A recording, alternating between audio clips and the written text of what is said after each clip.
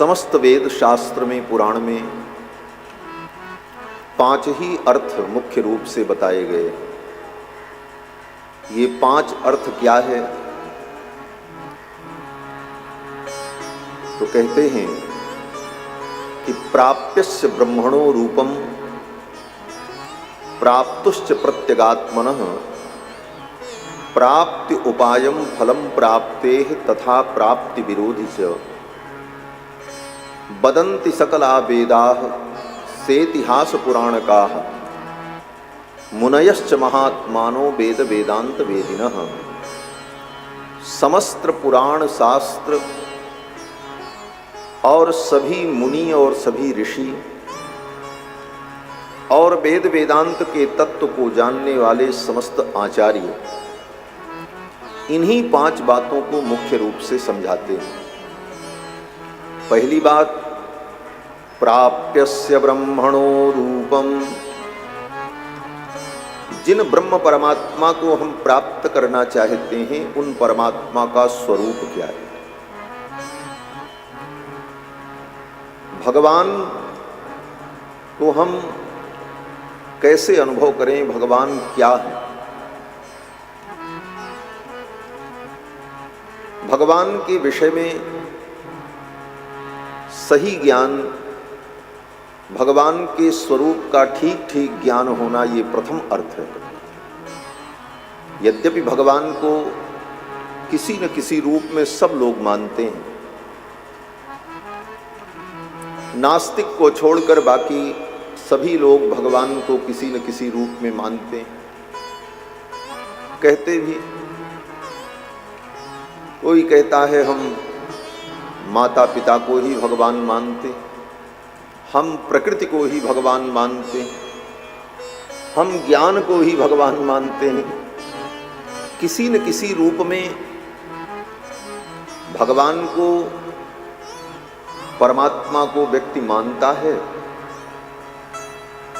लेकिन वास्तव में परमात्मा का स्वरूप क्या है, जो शास्त्रों के आधार पर निर्णीत हो, उस स्वरूप का ज्ञान होना आवश्यक है। उसे ठीक ठीक जानना आवश्यक। भगवान को कैसे जाने? तो कहते हैं भगवान को जानने का एक ही साधन है, शास्त्र। इसीलिए वेदांत में ब्रह्म सूत्रकार वेदव्यास जी महाराज कहते हैं शास्त्र योनित्वात्। ब्रह्म का जब लक्षण कहा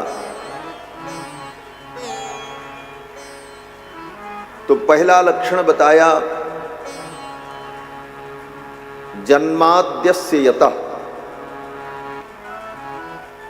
ये सूत्र कहा जन्माद्यस्य यतः, जिस तत्व के द्वारा अस्य जन्मादि ही, अस्य माने इस संसार का, इस सृष्टि का जन्म पालन संहार जिसके द्वारा होता है वो परमात्मा। ये मोटी मोटी परिभाषा बता दी। जन्माद्यस्य यतः, जिससे सब कुछ उत्पन्न होता है, फिर जिससे पालित है, जिसमें लय को प्राप्त हो जाए, वो भगवान। इसी सूत्र को श्रीमद्भागवत के प्रथम श्लोक के प्रथम पंक्ति के प्रथम पद में वेदव्यास जी ने समाहित किया। पहले श्लोक में ही कहा जन्माद्यस्य यतोन्वयादितरतश्चार्थेष्वभिज्ञ स्वराट। फिर प्रश्न हुआ कि जो परमात्मा संपूर्ण सृष्टि के जन्म पालन और लय का कारण है, उसको कैसे जाना जाए, उस कारण को कैसे ढूंढा जाए? तो वेदव्यास जी ने कहा शास्त्र योनित्वात्। वो परमात्मा शास्त्र योनि है। शास्त्र योनि का मतलब शास्त्र के द्वारा ही उसे जाना जाता है। शास्त्र ही उसकी योनि है। योनि माने उत्पत्ति स्थल है। शास्त्र के द्वारा ही हम भगवान को, परमात्मा को ठीक ठीक जान पाते हैं। वेदों के द्वारा ही परमात्मा को ठीक ठीक जाना जा सकता है। इसीलिए भगवान का एक नाम है वेद वेद्य। वेद वेद्ये परे पुंसी जाते दशरथात्मजे वेद प्राचेद सादासीत साक्षात रामायणात्मना। वेद वेद्य परमात्मा हैं, वेदों के द्वारा ही उन्हें जाना जाता है और किसी साधन से नहीं जाना जा सकता। वेदों में अनेक देवी देवताओं का वर्णन है। इंद्र, वरुण, कुबेर, ब्रह्मा, अर्यमा, उषा, भग, ये सब देवता हैं। इन समस्त देवताओं का वर्णन करते हुए सूक्ष्म रूप से वेदों ने परमात्मा के स्वरूप को स्पष्ट किया है। परमात्मा कौन? बोले परब्रह्म परमात्मा भगवान नारायण, जिनके नाभि कमल से ब्रह्मा की उत्पत्ति होती है, फिर उन ब्रह्मा के द्वारा देवताओं की उत्पत्ति होती है और संपूर्ण सृष्टि की उत्पत्ति होती है। वे नारायण ही परम तत्व हैं, वे नारायण ही परब्रह्म हैं। ये वेदों का निष्कर्ष है। संक्षेप में आप इतना समझो कि वेद में कोई भी मंत्र पढ़ा जाता है तो सबसे पहले भगवान हरि का ही नाम लिया जाता है, नारायण का ही नाम लिया जाता है। किसी देवी देवता का नाम नहीं लिया जाता। चाहे गणेश जी का मंत्र पढ़ो तो कहना क्या पड़ेगा? हरि ही ओम गणानां त्वा गणपतिगुं हवामहे। मंत्र तो गणेश जी का पढ़ना है, लेकिन पहले क्या कहना पड़ेगा? हरि ही ओम, भगवान हरि का स्मरण करना। किसी भी देवता का मंत्र पढ़ना हो तो पहले भगवान हरि का ही नाम लेना पड़ता है, क्योंकि भगवान श्री हरि ही वेद के मुख्य प्रतिपाद्य विषय। वेदों के द्वारा प्रतिपादित जो बड़े बड़े यज्ञ हैं, उन यज्ञों को भी भगवान नारायण का ही स्वरूप कहा गया है। जहां कहीं लिखा मिलेगा, यही वर्णन मिलेगा कि यज्ञ ही नारायण है। यज्ञो हवै नारायण, यज्ञ ही नारायण। ये नहीं लिखा मिलेगा कि यज्ञो वै सूर्य, यज्ञ सूर्य हैं, यज्ञ इंद्र हैं, ऐसा कहीं नहीं। यज्ञो हवै नारायण, नारायण ही यज्ञ स्वरूप है। और कोई भी वैदिक कर्म अनुष्ठान जब हम करते हैं तो सबसे पहले संकल्प करते हैं। बिना संकल्प के कोई भी क्रिया प्रारंभ नहीं होती। तो संकल्प में भी सबसे पहले भगवान का ही नाम लिया जाता है। विष्णुर्विष्णुर्विष्णुः श्रीमद्भगवतो महापुरुषस्य। सूर्य सूर्य सूर्य, चंद्रमा चंद्रमा चंद्रमा, इंद्र इंद्र इंद्र, ऐसा नहीं कहा जाता। भगवान विष्णु जो व्यापक तत्व हैं, उनका स्मरण करके कहा जाता है कि ये संपूर्ण सृष्टि उन्हीं के द्वारा प्रवर्तित है। विष्णोर आज्ञया प्रवर्तमानस्य, यह संपूर्ण सृष्टि भगवान विष्णु की आज्ञा से प्रवर्तित है। संकल्प में भी उन्हीं का स्मरण किया जाता है। फिर पूजा करने के लिए जब बैठो, आचमन करो, तो आचमन में भी उन्हीं का नाम लिया जाता है। ओम केशवाय नमः, ओम नारायणाय नमः, ओम माधवाय नमः, ओम गोविंदाय नमः इत्यादि भगवान के नामों को कहकर आचमन करके व्यक्ति शुद्ध होता है। उसके बाद कहते हैं कि अभी भी पूरे शुद्ध नहीं हुए, अब एक काम और करो। बोले क्या? बोले भगवान पुंडरीकाक्ष का स्मरण करो। अपवित्रः पवित्रो वा सर्वावस्थांगतोऽपि वा यः स्मरेत् पुंडरीकाक्षं स बाह्याभ्यंतर शुचिः। व्यक्ति चाहे अपवित्र हो चाहे पवित्र हो, किसी भी अवस्था को प्राप्त किया हो, यह स्मरेत् पुंडरीकाक्षम, जो भगवान पुंडरीकाक्ष का स्मरण करता है, सबाह्याभ्यंतर शुचि ही, वो भीतर और बाहर से पवित्र होगा। तो पवित्र करने वाले भी भगवान हैं, सबको पवित्र करने वाले। पवित्राणाम पवित्रम यो मंगलानाम च मंगलम, दैवतम देवतानाम च भूतानाम यो व्यः पिता, वे भगवान श्री हरि। नारायण ही परम तत्व। पुरुष सूक्त इत्यादि मंत्रों में सृष्टि के कारण तत्व परमात्मा का वर्णन करते हुए वेदों ने अंत में स्पष्ट किया कि लक्ष्मी जिनकी पत्नी है, लक्ष्मी के जो पति हैं वे भगवान नारायण ही परम तत्व। वेदों से लेकर पुराण पर्यंत सभी ग्रंथों में भगवान नारायण के परत्व का प्रतिपादन ऋषि मुनियों ने किया है। वेदों के बाद सबसे प्रधान ग्रंथ जो है वो मनुस्मृति है। यद्यपि आज मनुस्मृति की बात की जाए तो लोग कहते हैं ये मनुवादी लोग हैं, तो मैं कहता हूं कि हाँ भाई, हम मनुवादी हैं और हमें मनुवादी होने पर गर्व है, और मनुवादी हर मनुष्य को होना चाहिए। और जो मनुवादी नहीं है, दूसरे शब्दों में कहें तो वो हरामजादा है। हरामजादा क्यों है? बोले मनु की हम संतान हैं, हम अपने पुरखों को, अपने पूर्वजों को न माने तो वो व्यक्ति क्या होगा? बोले वो हरामजादा ही तो होगा। हरामजादा किसे कहते हैं?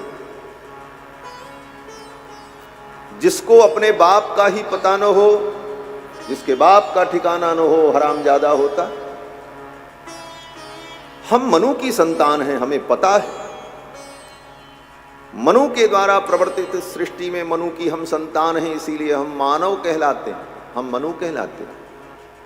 तो नीति तो यही कहती है कि अपने बाप और पुरखों की बात हमें माननी चाहिए, उनके प्रति श्रद्धा रखनी चाहिए। इसलिए मनुवादी होना ये हमारे लिए गौरव का विषय है। मनुवादी होना हमारे लिए अच्छी बात है। और जो मनुवादी नहीं होगा फिर वो तो दनुवादी होगा। और दनुवादी कौन होते हैं? बोले दनुवादी दानव होते हैं, और मनुवादी जो होते हैं वो मानव होते हैं। हम दनुवादी नहीं बनना चाहते, हम मनुवादी बनना चाहते। वेदों ने कहा वेद से बड़ा प्रमाण कुछ नहीं। धर्म के विषय में, परमात्मा के विषय में, परलोक के विषय में शब्द ही प्रमाण होता है। चाहे हिंदू हो, चाहे मुसलमान हो, चाहे ईसाई हो, दुनिया के किसी मजहब के लोग हों, मरने के बाद स्वर्ग होता है, नरक होता है, जन्नत होती है, जहन्नुम होता है, किसी ने नहीं देखा है। ना हमने देखा, ना आपने देखा। और जो देखा वो बताने के लिए भी नहीं आया कि भाई देख करके आवे और कहे कि हाँ हाँ हमने देखा। तो जिस वस्तु को प्रत्यक्ष इंद्रियों से हमने देखा नहीं और कोई आकर के बताया नहीं, ऐसी स्थिति में उन अलौकिक परोक्ष वस्तुओं का ज्ञान हमें किसके द्वारा हो सकता है? तो आचार्यों ने कहा उन परोक्ष वस्तुओं का ज्ञान शब्द के द्वारा होता है, शब्द ब्रह्म के द्वारा। वेद वो शब्द राशि है जिस शब्द राशि के द्वारा ऐसे अलौकिक इंद्रियातीत विषयों का ज्ञान वेदों के द्वारा हमें प्राप्त होता है। और वेद ही हमारे लिए परम प्रमाण है, क्योंकि वेद अनादि और नित्य है। वेदों के द्वारा ही हमें इन विषयों का ज्ञान होता है। और उसी वेद में वेद भगवान कहते हैं कि यत् मनुर अवदत् तद भेषजम, मनु ने जो कहा है वो मनुष्य के लिए औषधि है। मनुस्मृति को हर मानव को पढ़ना चाहिए। कितनी अच्छी अच्छी बातें और ऐसी ऐसी नीतियां और जीवन जीने की जो कला मनु जी ने बताई है वो हर मानव के लिए बहुत महत्वपूर्ण है। वे मनु जी महाराज अपनी मनुस्मृति में सर्वप्रथम यही वर्णन करते हैं कि आपो नार इति प्रोक्त, जल को नार कहा जाता है और उस नार में जिसका अयन है, निवास है, उसको नारायण कहते हैं। ये व्याख्या की मनु जी ने। आपो नारा इति प्रोक्तः आपो वै नरसूनव, और नर का मतलब जीव, और इन जीवों का जो समूह है उसको कहते हैं नार, अर्थात अनंत अनंत जो जीव हैं उनको कहा जाता है नार। और नारस्य अयनम, अनंत अनंत जीवों का निवास जिन परमात्मा में है उनका नाम नारायण। न रीयते क्षीयते इति नरः, नराणाम समूहः नारः, नारस्य अयनम नारायण। जो अनंत अनंत जीवों के आवास हैं, निवास हैं, आश्रय हैं, वे भगवान नारायण। तो मनु जी महाराज ने भी अपनी मनुस्मृति के प्रारंभ में भगवान नारायण के परत्व का वर्णन किया। अन्य स्मृतिकारों ने भी अपनी अपनी स्मृतियों में भगवान नारायण के परत्व का प्रतिपादन किया। स्मृतियों के बाद इतिहास ग्रंथ आते हैं। इतिहास ग्रंथ में त्रेता युग का इतिहास आदि काव्य रामायण है, और आदि काव्य रामायण में महर्षि वाल्मीकि भी भगवान नारायण के परत्व का वर्णन करते हुए कहते हैं कि जब रावण के आतंक से संपूर्ण धरती त्रस्त हो गई, तीनों लोक रावण के आतंक से आतंकित हो गया, तो देवताओं ने भगवान से प्रार्थना की कि हे प्रभु हमारे दुख को दूर करो। तो देवताओं के दुख को दूर करने के लिए राजा दशरथ के यज्ञ के अवसर पर सारे देवता वहां उपस्थित थे और विषय की चर्चा कर रहे थे, हमारी रक्षा कौन करे। उसी समय राजा दशरथ के यज्ञ मंडप में अव्यक्त रूप से विद्यमान उन देवताओं के मध्य में भगवान नारायण अपने गरुड़ पर बैठ करके प्रकट हो गए। भगवान नारायण पधारे। वैनतेयम समारोह्य पीतवासा जगतपति ही, अपने गरुड़ पर बैठ करके पीतांबर धारण किए हुए जगतपति भगवान आए। शंख चक्र गदा पाणि ही, शंख चक्र गदा पद्म धारण किए हुए। फिर उन देवताओं ने भगवान नारायण से निवेदन किया। भगवान नारायण ने कहा मैं अवतार लेने जा रहा हूं। तो भगवान नारायण ने ही राम रूप में अवतार लेकर इतनी विस्तृत लीला की। तो इतिहास ग्रंथ रामायण में भी भगवान नारायण के परत्व का वर्णन किया। फिर द्वापर युग का सबसे बड़ा इतिहास महाभारत। महाभारत ग्रंथ में भी पग पग पर वेद व्यास जी ने भगवान नारायण के परत्व का वर्णन किया कि भगवान नारायण ही परम तत्व है। और महाभारत ग्रंथ में जो प्राणभूत श्रीमद् भगवत गीता है, देखो महाभारत ग्रंथ में दो रत्न बड़े विचित्र हैं। महाभारत तो समुद्र है, 1,00,000 श्लोकों में निबद्ध ग्रंथ है। उस महाभारत में दो रत्न बड़े महत्वपूर्ण हैं। समुद्र में तो बहुत रत्न होते हैं, लेकिन सब रत्न हम लेकर के क्या करेंगे, कहां रखेंगे, कहां उठाएंगे, धरेंगे। लेकिन 2-4 बढ़िया रत्न मिल जाए तो जीवन में सुख शांति समृद्धि आ जाती है।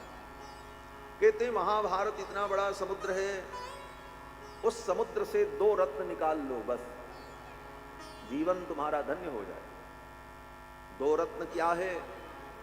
बोले एक रत्न तो श्रीमद् भगवत गीता है, जिसको भगवान कृष्ण ने गाया, और दूसरा रत्न विष्णु सहस्रनाम, जो भीष्म पितामह ने गाया। श्रीमद् भगवत गीता और विष्णु सहस्रनाम, ये दोनों महाभारत के अंदर वर्णित हैं, और ये 2 महाभारत के रत्न हैं।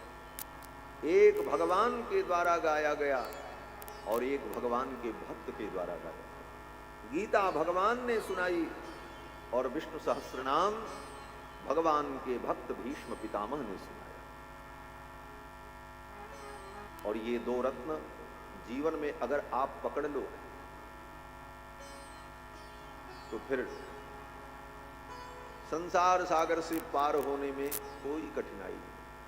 भगवान शंकराचार्य कहते हैं, गेयम गीता नाम सहस्रम, अगर गाना है तो गीता को गाओ, और नाम सहस्रम, भगवान के विष्णु सहस्र नाम का नित्य पाठ करो।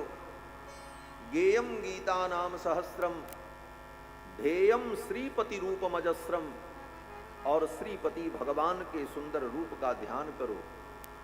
नेयम सज्जन संगे चित्तम, सज्जन महापुरुषों के साथ अपने चित्त को लगाओ, उनके देयम दीन जनाय च वित्तम, अगर आपके पास धन है तो गरीबों को, दीनहीनों को दान करो, उनकी सेवा करो, यही जीवन के कल्याण का मूल मंत्र है। गेयम गीता नाम सहस्रम, ध्येयम श्रीपति रूपमजस्रम, नेयम सज्जन संगे चित्तम, देयम दीन जनाय च वित्तम, भज गोविंदम भज गोविंदम गोविंदम भज मूढ़मते। ये भगवत पाद आचार्य चरण कहते हैं। तो महाभारत में भी भगवान के परत्व का वर्णन वेद व्यास जी ने किया, और श्रीमद् भगवत गीता में भगवान श्री कृष्ण ने जब परतत्व का वर्णन किया तो भगवान कृष्ण ने एकदम स्पष्ट कर दिया, किसी का भ्रम न रह जाए।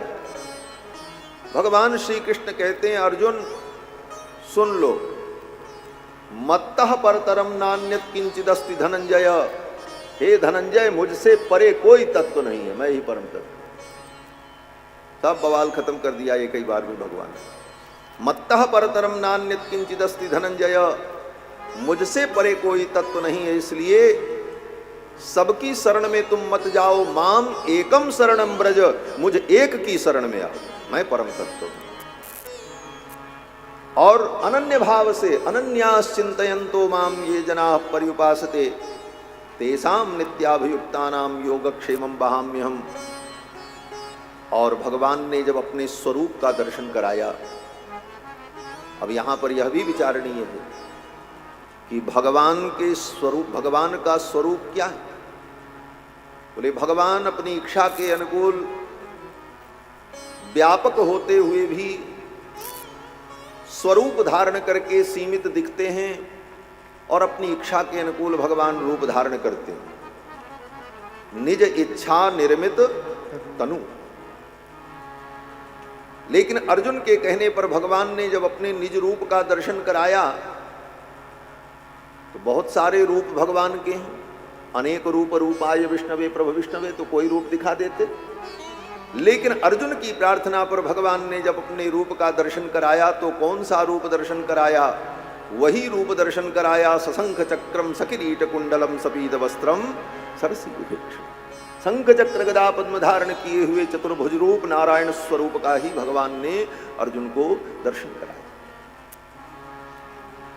तो महाभारत के इन समस्त तथ्यों के आधार पर यही निर्णीत होता है कि भगवान नारायण ही परम तत्व। फिर इतिहास ग्रंथ के बाद ये पुराण ग्रंथ आते हैं, जिन पुराणों की चर्चा हम लोग सुनते हैं, अष्टादश पुराण।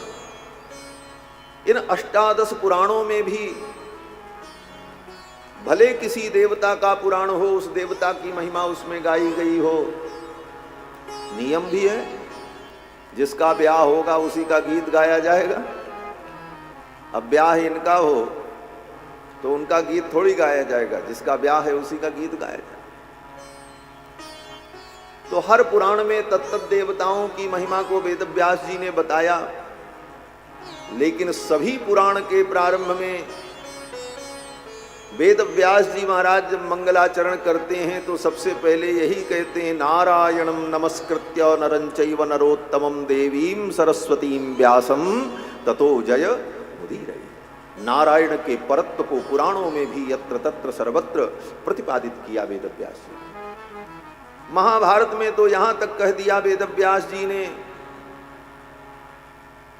कि प्रतिबुद्धा न सेवन्ते तस्मात् परिमितम फलम। जो प्रतिबुद्ध प्राणी है, बुद्धिमान प्राणी है, वो भगवान को छोड़ करके इतर उपासना में नहीं लगता है, क्योंकि इतर उपासनाएं जो हैं वो क्षुद्र फल देने वाली हैं, उनमें बहुत कम फल है, और नारायण के चरणों में आ जाने पर सब कुछ प्राप्त हो जाता है। तस्मात् परिमितम फलम। वेद व्यास जी कहते हैं प्रतिबुद्धा न सेवन्ते, जो प्रतिबुद्ध लोग हैं वो बहुत सारी इधर उधर की उपासनाओं में न पड़कर अनन्य भाव से भगवान का भजन करते हैं। और उन्हीं 18 पुराणों में श्रीमद् भागवत महापुराण, जो परम सात्विक पुराण भगवत स्वरूप है, इस ग्रंथ में तो भगवान नारायण के परत्व से ही निरूपण प्रारंभ होता है, और वे भगवान नारायण ही विविध रूपों में अवतार लेकर के विभिन्न लीलाएं करते हैं। इस स्वरूप का वर्णन वेद व्यास जी ने भागवत के प्रारंभ में किया। तो भगवान के इस स्वरूप का ज्ञान हो कि भगवान है कौन। प्राप्यस्य ब्रह्मणो रूप प्राप्तुश्च प्रत्यगात्मनः। हम जीव जो भगवान को प्राप्त करना चाहते हैं, हमारा स्वरूप क्या है, हम कौन हैं? पूछो हम कौन हैं तो व्यक्ति कहेगा हम देवदत्त हैं, हम यज्ञदत्त हैं, अपना नाम बताएगा। हम ब्राह्मण हैं, हम पुरुष हैं, हम फला जिला में रहने वाले। बोले ये तुम्हारा स्वरूप नहीं, ये तुम्हारा जो है स्वरूप है ये अस्थाई है। जब तुम देवदत्त नहीं थे तब भी तुम थे, जब तुम पुरुष नहीं थे किसी दूसरे रूप में थे तब भी तुम थे। तो ये जो तुम्हारे नाम है, तुम पुरुष हो, तुम देवदत्त हो, तुम अमुक जनपद के निवासी हो, तुम ब्राह्मण हो, ये सब पहचान जो हमारी है ये अल्पकालिक, अस्थाई नहीं। अस्थाई पहचान क्या है? बोले अस्थाई पहचान ये है कि ये जीव परमात्मा का दास है और परमात्मा के अधीन है, ये स्वतंत्र नहीं। हम अपने को स्वतंत्र मान लेते हैं, हम स्वतंत्र, हम जो चाहें वो हो, हमारी जो इच्छा है वो पूर्ण हो। वस्तुतः तुम किसी भी मायने में स्वतंत्र नहीं हो, परतंत्र हो। कितने भी बड़े बुद्धिमान बन जाओ, कितने भी बड़े ज्ञानी बन जाओ, कितने सामर्थ्यशाली बन जाओ, लेकिन परतंत्र हो। तुम मरने के लिए परतंत्र हो, तुम पैदा होने के लिए परतंत्र हो, तुम अपने शरीर में रह करके तुम परतंत्र हो, शरीर भी तुम्हारे अनुकूल नहीं है। कौन चाहता है कि हम बीमार हों, लेकिन न चाहने पर भी व्यक्ति को बीमार होना पड़ता है। कौन चाहता है हमको नींद ना आए, लेकिन न चाहने पर भी नींद नहीं आती। क्यों? बोले हम परतंत्र हैं, हम स्वतंत्र नहीं। जीव सदा परतंत्र है, अनादिकाल से भगवान के अधीन है। लेकिन इस परतंत्रता को भूल करके जब स्वतंत्रता ढूंढने के लिए निकलता है, वहीं जीव का पतन प्रारंभ हो जाता है। परमात्मा की उस परतंत्रता को, पराधीनता को हम ठीक ठीक समझ लें। गोस्वामी तुलसीदास जी महाराज कहते हैं स्वतंत्र तो केवल भगवान है, स्वतंत्र केवल भगवान है। और वो भी कैसे स्वतंत्र हैं? भगवान का स्वातंत्र जो है वो निरंकुश है। हम आप भी स्वतंत्र हैं, लेकिन निरंकुश स्वतंत्र नहीं। हमारी स्वतंत्रता पर भी अंकुश है, लेकिन भगवान निरंकुश स्वातंत्र को धारण करने वाले हैं और जीव सदा सर्वदा परतंत्र है। परिबस जीव सुबस भगवंता, परिबस जीव सुबस भगवंता। जीव अनेक एक श्रीकंता, जीव अनेक एक श्रीकंता। परिबस जीव स्वबस भगवंता, परिबस जीव स्वबस भगवंता, स्वबस भगवंता, स्वबस भगवंता। भगवान स्वबस है और जीव परवश है। हम भगवान के अधीन हैं, भगवान के दासभूत हैं। भगवान विभू हैं, हम अणु हैं। भगवान व्यापक हैं, हम सीमित हैं। यद्यपि जीव के ज्ञान की व्यापकता को दार्शनिकों ने, विद्वानों ने वेदांत में स्वीकार किया है, लेकिन स्वरूप से जो जीव है वो अणु है, वो व्यापक नहीं है। उसका ज्ञान व्यापक हो जाता है।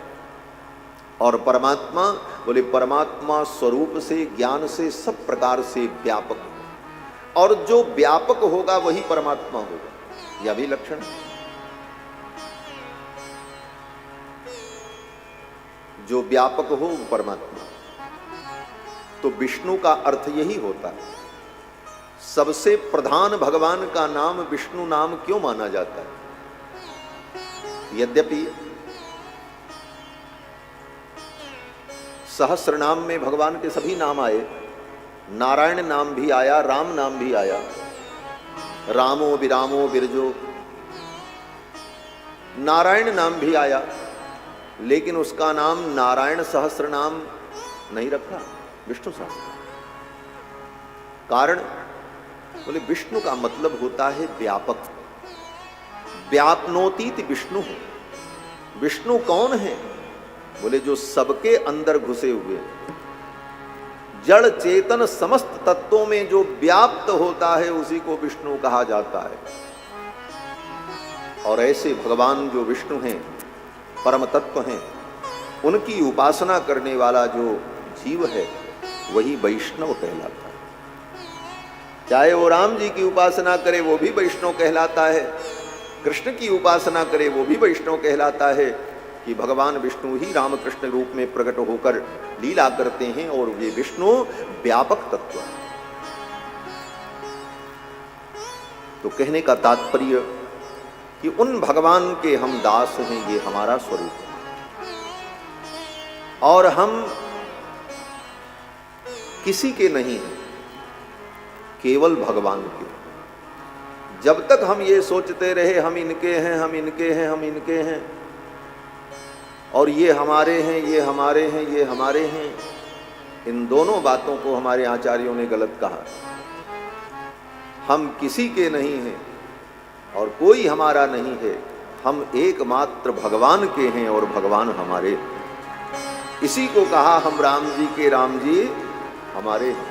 हम राम जी के राम जी हमारे हैं, हम राम जी के राम जी हमारे हैं, हम राम जी के राम जी हमारे हैं, हम राम जी के राम जी हमारे हैं, हम राम जी के राम जी हमारे हैं, हम राम जी के राम जी हमारे हैं, हम राम जी के राम जी हमारे हैं, हम राम जी के राम जी हमारे हैं, हम राम जी के राम जी हमारे हैं, हम राम जी के राम जी हमारे हैं। मेरे नैनों के तारे हैं, मेरे नैनों के तारे हैं, मेरे नैनों के तारे हैं, मेरे नैनों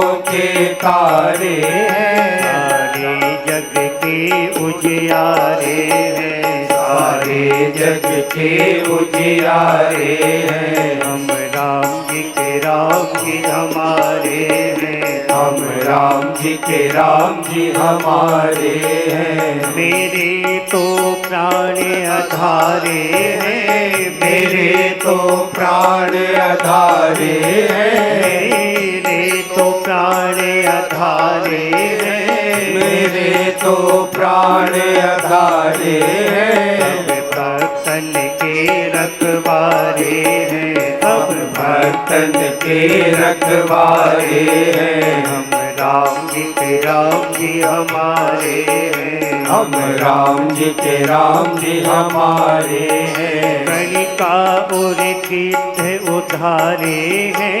गणिका और कीर्त उधारे हैं। गणिका और कीर्त उधारे हैं। गणिका और कीर्त उधारे हैं। हम खड़े इन्हीं के द्वारे हैं। हम पड़े इन्हीं के द्वारे हैं। हम राम जी के राम जी हमारे हैं। हम राम जी के राम जी हमारे हैं। हम राम जी के राम जी हमारे हैं। हम राम जी के राम जी हमारे हैं। शरणागत आस निवारे हैं। शरणागत आस निवारे हैं। शरणागत आस निवारे हैं।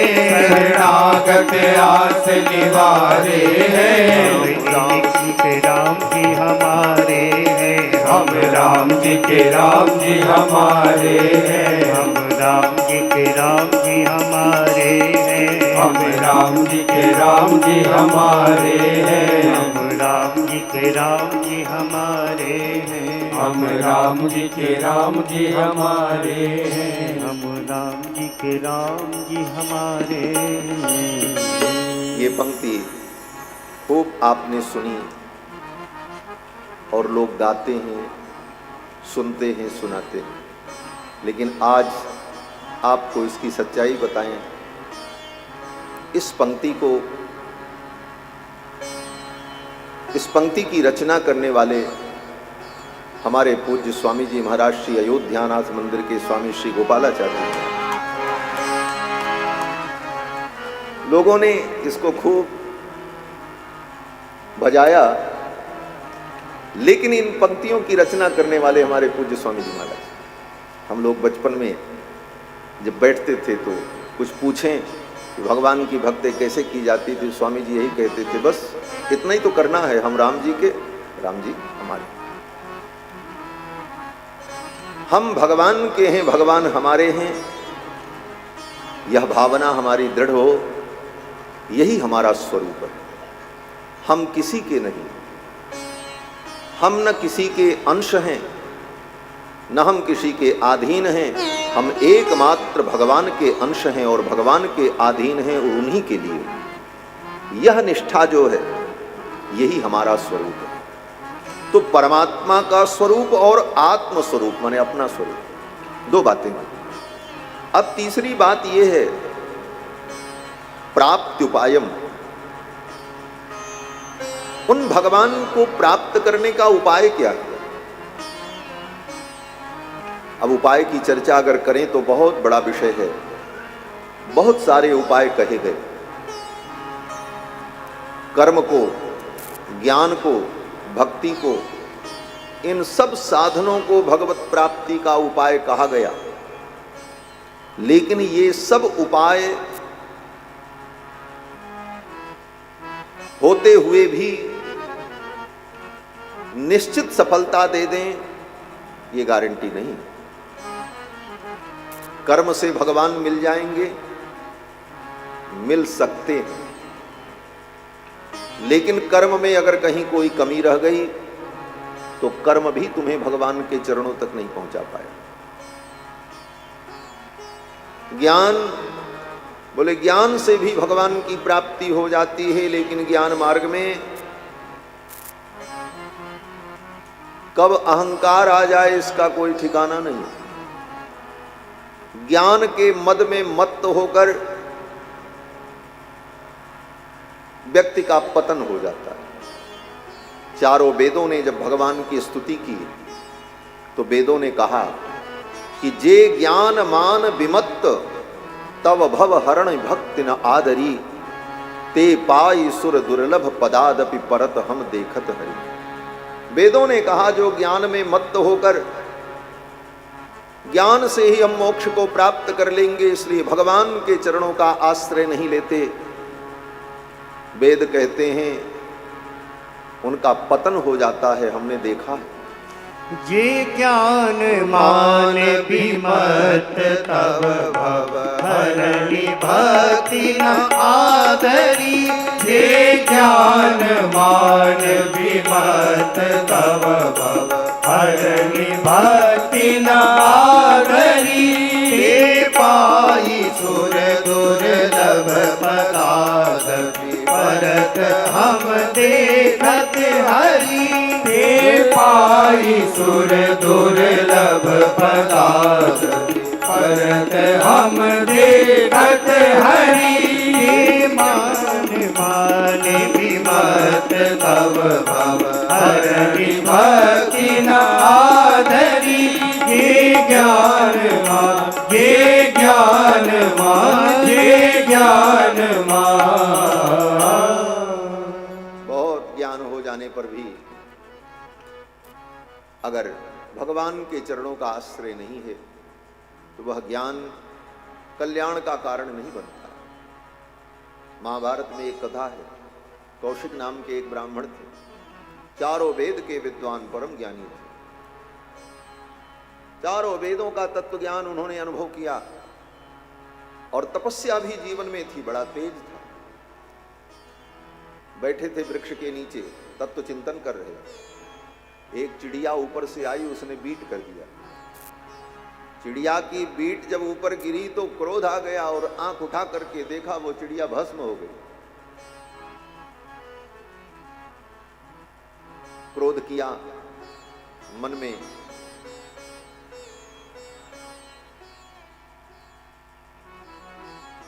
अशांति उत्पन्न हो गई। क्रोध तो अशांति उत्पन्न करता है। चल पड़े, चले भिक्षा मांगे, कुछ लेकर के आए खाने के लिए। मन को बहलाने के लिए निकल पड़े। गए एक सदगृहस्थ के यहां पहुंचे और जाकर के भिक्षा की याचना की। भिक्षाम देहि, घर की गृहिणी भिक्षा लेकर के आ रही थी, तब तक उसका पति आ गया। पति आया तो उस देवी ने कहा कि अब आप रुको, थोड़ी देर बाद आपको भिक्षा देंगे। जाकर के उसने पति को आसन दिया, पति का चरण धोया।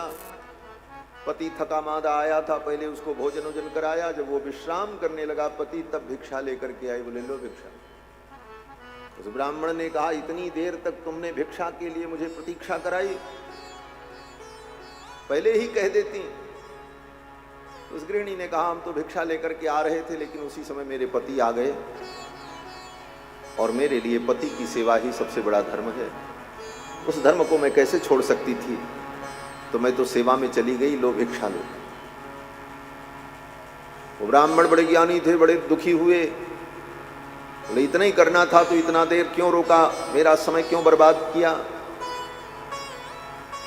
तुम्हें एक विद्वान, एक विप्र ब्राह्मण की महिमा और महत्ता का ज्ञान नहीं है। उस स्त्री ने कहा, अब इतनी बहस करने का समय नहीं है मेरे पास, मुझे अपने पति की सेवा के लिए जाना है। ज्यादा तुमको जानकारी करनी है तो जाओ, हमारे ऊपर क्रोध मत करो। मैं वो जंगल की चिड़िया नहीं हूं कि तुम अपनी दृष्टि से मुझे भस्म कर दो। अब तो बाबा जी की बुद्धि चकराई, ये स्त्री कैसे जान गई, ये तो घर में रहती, ये घटना तो जंगल में हुई। बोले वो जंगल की मैं चिड़िया नहीं हूं कि तुम मुझे भस्म कर दोगे। और रही बात ज्ञान की, तो जाओ मिथिला नगरी में धर्मव्याध नाम का एक कसाई है, उसका नाम है धर्मव्याध। वो कसाई मांस बेचता है, जाओ जाकर के उसके पास थोड़ा सत्संग कर लो तो तुम्हारी बुद्धि शुद्ध हो जाए। ब्राह्मण चला। इतना वेद शास्त्र पढ़ने के बाद अब हम कसाई के पास ज्ञान प्राप्त करें। धर्मव्याध के पास जब गया तो धर्मव्याध ने जो सुनाया, धर्मव्याध ने भगवान की महिमा बताई और सत्य की महिमा बताई, वे सत्य परमात्मा हैं। तब जाकर के उन ब्राह्मण को बोध हुआ कि सब कुछ जानने के बाद भगवान के चरणों में समर्पण हो जाए, यही कल्याण का मार्ग है। तो कर्म ज्ञान ये सब साधन है, लेकिन ये सब साधन निश्चित साधन है। निश्चित साधन क्या है? बोले श्रीमद् भगवत गीता में भगवान ने अर्जुन को सब बताया, कर्म बताया, ज्ञान बताया, भक्ति बताई, लेकिन अर्जुन का मोह भंग नहीं हुआ। गीता के 18वें अध्याय में भी आकर के 17 अध्याय गीता सुनने के बाद भी अर्जुन का मोह यथावत बना रहा, मोह दूर नहीं हुआ। भगवान ने कहा अर्जुन क्या स्थिति है तुम्हारी? अर्जुन ने कहा महाराज जैसे पहले थी वैसे अब भी है, कोई फर्क नहीं पड़ा। जो आपने बताया सब बातें और उलझा देने वाली, मैं क्या करूं, निष्कर्ष नहीं निकल रहा है। तब भगवान ने कहा ऐसा करो, अब मैं तुमको अत्यंत गुह्य तत्व बताने जा रहा हूं, गुह्यात गुह्यतमम भूय, गुह्य से भी गुह्य जो गोपनीय ज्ञान है वो मैं तुमको देने जा रहा हूं, सुन लो। क्या? भगवान ने कहा मन मना भव, अपना मन मुझ में लगा दो, मद भक्तो, मेरी भक्ति में लग जाओ, मद याजी, मेरा यजन करो, माम नमस्कुरु, मुझे प्रणाम करो, और मेरे चरणों की शरणागति कर लो, मुझे ही एकमात्र साधन के रूप में स्वीकार कर लो, माम एकम शरणम ब्रज। यहीं पर अर्जुन का मोह नष्ट हो गया। अर्जुन ने कहा ये बात तो समझ में आ गई, अब सब कुछ आपके ऊपर छोड़ करके मैं निश्चिंत हो जाऊं। भगवान ने कहा अर्जुन तुम सब कुछ मेरे ऊपर छोड़ दो, साधन भी मैं हूं, साध्य भी मैं हूं, सहायक भी मैं हूं, और प्राप्तव्य भी मैं ही। प्राप्ति भी मेरी ही करनी है, उस प्राप्ति में सहायता भी मैं ही करूंगा, साधन भी मैं ही बनूंगा, और साधन के द्वारा मुझे प्राप्त करोगे, मैं ही प्राप्त हो जाऊं। साधन साध्य राम पद नेहू, साधन और साध्य दोनों भगवान बन जाएं, यही गीता का अंतिम लक्ष्य है, मामेकम शरणम ब्रज। तो ये भगवत प्राप्ति का उपाय। बाकी अमुक मंत्र जप लेंगे तो हमको भगवान मिल जाएंगे, इतने हजार इतने करोड़ नाम जप लेंगे तो हमको भगवान मिलेंगे, ये सब बातें बहुत अच्छी हैं। भगवान का नाम भी लेना चाहिए, मंत्र भी जपना चाहिए, लेकिन भगवान का नाम जपते हुए, भगवान का मंत्र जपते हुए, व्रत उपासना तीर्थ ये सब कुछ करना चाहिए। और ये सब करते हुए भी इन सब को भगवत प्राप्ति का साधन नहीं मानना चाहिए। साधन तो भगवान ही है, भगवान ही साधन है, इन साधनों से भगवान नहीं मिलते। साधन और साध्य में जहां भेद होता है वहां साधन साध्य से भिन्न होकर साधन से निम्न, साध्य से निम्न कोटि का हो जाता है। इसलिए भगवान ही साधन है, भगवान ही साध्य है, यह सिद्धांत ये कहते हैं साधन का स्वरूप। और भगवान की प्राप्ति का फल क्या है, इस पर विचार करना चाहिए। भगवान को हम क्यों प्राप्त करें, भगवत प्राप्ति का फल क्या है? यहां पर भी लोगों का अज्ञान बना रहता है। भगवान की प्राप्ति तो दूर छोड़ो, भगवान के माध्यम से संसार की प्राप्ति हो, इसी में 90% लोग लगे हैं। भजन कर रहे हैं, तीर्थ में जा रहे हैं, उनको ये उद्देश्य नहीं भगवान मिले, उनका उद्देश्य ये है कि भगवान की भक्ति करते रहें, उनकी पूजा करते रहें, तो हमारा संसार का सब काम चलता है। भगवान को तो चाहते ही नहीं। हाँ, तो ये साधन जो भगवान को प्राप्त करने के लिए है, तो भगवान को हम क्यों प्राप्त करें? भगवत प्राप्ति का स्वरूप क्या है? भगवान हमारे दुख को दूर कर दें इसलिए, भगवान हमें समस्त सुख दे दें इसलिए, यहां तक कि भगवान हमको संसार बंधन से मुक्त करके मोक्ष प्रदान कर दें इसलिए। कहते हैं ये सब फल नहीं है, इसको फल नहीं माना हमारे आचार्य। हमारे आचार्य कहते हैं भगवत प्राप्ति का फल है कि भगवान की प्रसन्नता, भगवान की प्रसन्नता के लिए ही हमारा सारा प्रयत्न हो। हम जो कुछ करते हैं उन प्रयत्नों से एक उद्देश्य की सिद्धि हो कि भगवान का मुखोल्लास हो, भगवान प्रसन्न हो, और भगवान के प्रसन्न होने पर जीव को सब कुछ स्वतः प्राप्त हो जाता। और आज तक हम भगवान से दूर रहे, इसका कारण क्या था? हमने अपने स्वरूप को नहीं समझा, भगवान के स्वरूप को नहीं समझा, साधन के ठीक ठीक स्वरूप को नहीं समझा, और अगर समझा तो फल के स्वरूप को नहीं समझा। फल क्या हमने माना? बोले संसार की क्षुद्र वस्तुएं मिल जाएं, इसी को हम प्राप्त करने के चक्कर में जन्म जन्म से पड़े रह गए। तो इन 5 अर्थों को ठीक ठीक व्यक्ति जीवन में समझ ले। भगवान का स्वरूप, अपना स्वरूप, भगवत प्राप्ति के साधन का स्वरूप, भगवत प्राप्ति के फल का स्वरूप, और भगवत प्राप्ति में बाधा क्या है, किस कारण से आज तक हम भगवान के चरणों में नहीं पहुंच पाए, इसका स्वरूप। इन्हीं 5 अर्थों को समस्त शास्त्रों में महर्षियों ने, ऋषियों ने, वेद व्यास जी ने, सुखदेव जी ने, वाल्मीकि ने, सभी लोगों ने इन्हीं विषयों को अनेक प्रकार से समझाया है, और इन्हीं 5 अर्थों को भागवत में भी समझाया गया।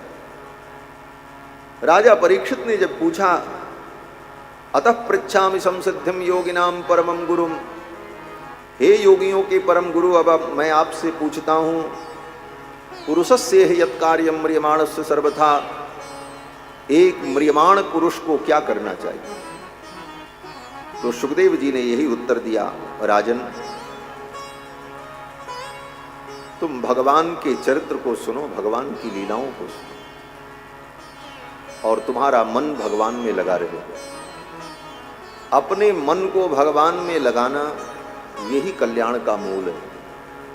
सुखदेव जी ने कहा, इदम भागवतम नाम पुराणम ब्रह्म संमितम, यह पुराण जो ब्रह्म संमितम,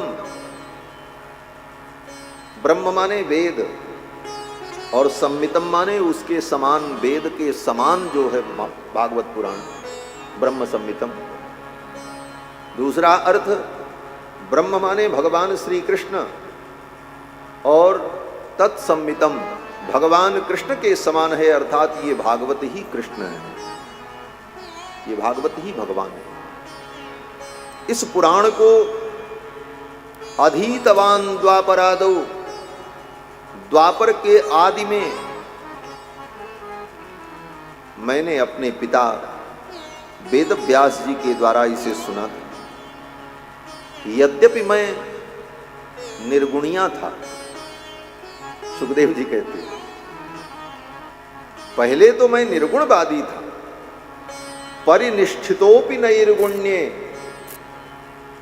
निर्गुण निराकार ब्रह्म की निष्ठा मेरे अंदर थी।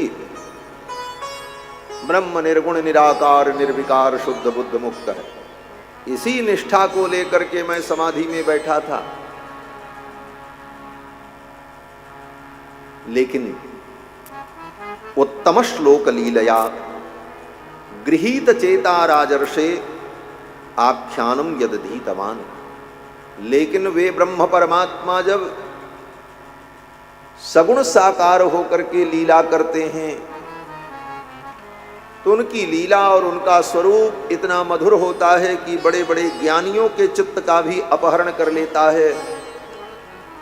उत्तम श्लोक लीलया, भगवान जो उत्तम श्लोक हैं श्री कृष्ण, उनकी लीलाओं को जब मैंने सुना तो गृहीत चेता, मेरा चित्त निर्गुण तत्व का चिंतन छोड़ करके कृष्ण में लग गया।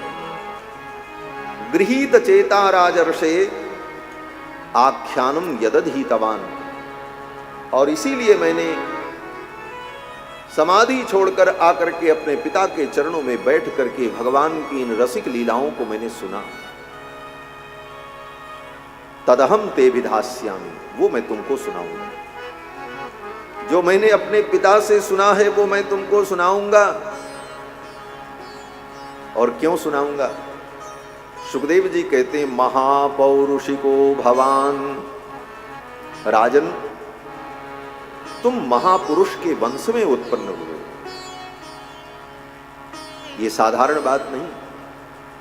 उत्तम वंश में जन्म होना भी साधारण बात नहीं होती। जन्म जन्मांतर के उसके सुकृत और पुण्य उसके कारण होते।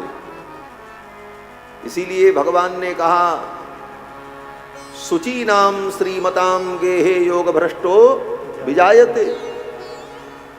बड़े पवित्र कुल में, धर्मात्माओं के कुल में कौन पैदा होता है? बोले जो पिछले जन्म का योगी रहता है, साधक होता है, भक्त होता है, उसी का ऐसे कुल में जन्म होता है। सुखदेव जी कहते महापौरुषिको भवान, ऐसे महापुरुष के वंश में तुम्हारा जन्म हुआ। भगवान के सगे भांजे अभिमन्यु तुम्हारे पिता,